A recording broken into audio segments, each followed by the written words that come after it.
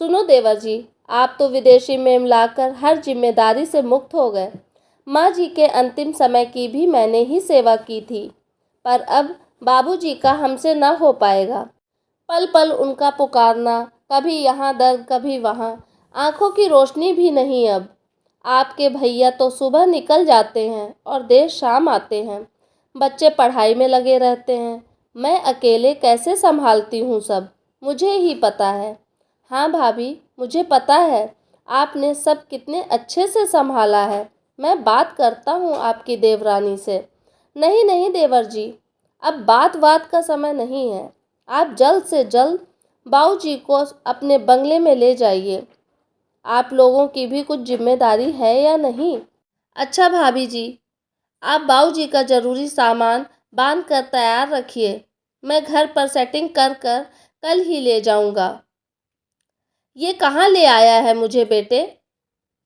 मरता मर जाऊंगा, पर याद रखना तेरी मेम से हाथ न लगवाऊंगा। आंखों से लाचार भले ही हो गया हूँ, पर मुझे अभी भी सब दिखता है, सब समझ जाता हूँ। अरे बाबूजी, आप चिंता बिल्कुल ना करें। आपकी देखभाल के लिए मैंने जो महिला रखी है, वे बोल नहीं सकती हैं, पर हर काम में दक्ष है।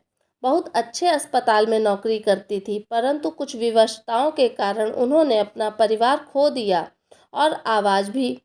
अब ऐसे ही सेवा देकर अपना जीवन यापन कर रही है। आपकी छोटी बहू कुछ दिनों के लिए ऑफिस के काम से दूसरे शहर गई है।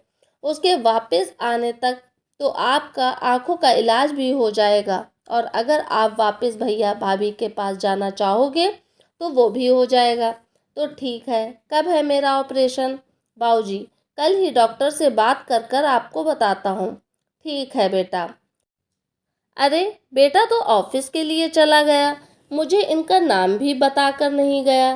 कैसे पुकारूं अब इनको? बेटी, तुरंत ही एक हाथ ने उनके चरण स्पर्श किए। खुश रहो खुश रहो।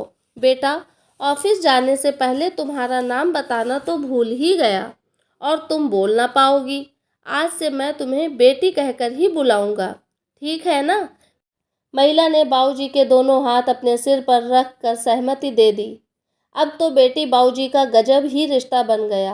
बाबूजी के कुछ भी मांगने से पहले सब समय से हाजिर रहता। बाबूजी भी उसको अपनी बेटी मानकर उससे बातें करने लगे।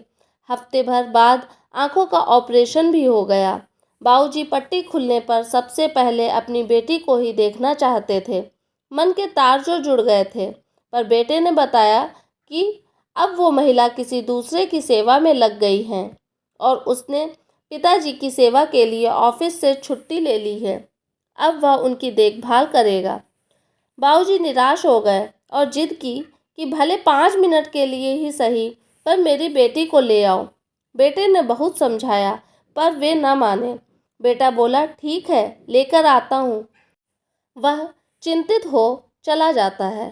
डॉक्टर साहब बोले, आप बाबूजी के साथ रुकिए, मैं एक राउंड लगाकर बाकी मरीजों को देखकर आता हूँ। इतने में बाबूजी पानी मांगते हैं और साथ रह गई नर्स उनको पानी का गिलास पकड़ाती है। कुछ देर बाद बेटा महिला को लेकर आता है। डॉक्टर साहब भी आ जाते हैं। पट्टी खोली जाती है। बेटा महिला को सामने करता है।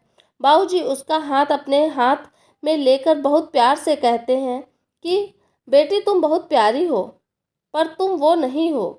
बेटा हक्का बक्का रह जाता है। बाबूजी पास खड़ी नर्स को पास बुलाते हैं और उसके दोनों हाथ अपनी आंखों पर रख कर कहते हैं, मेरी आंखों की रोशनी ही नहीं, मेरे नज़रियों को भी ठीक करने के लिए तुम्हारा शुक्रगुजार हूँ।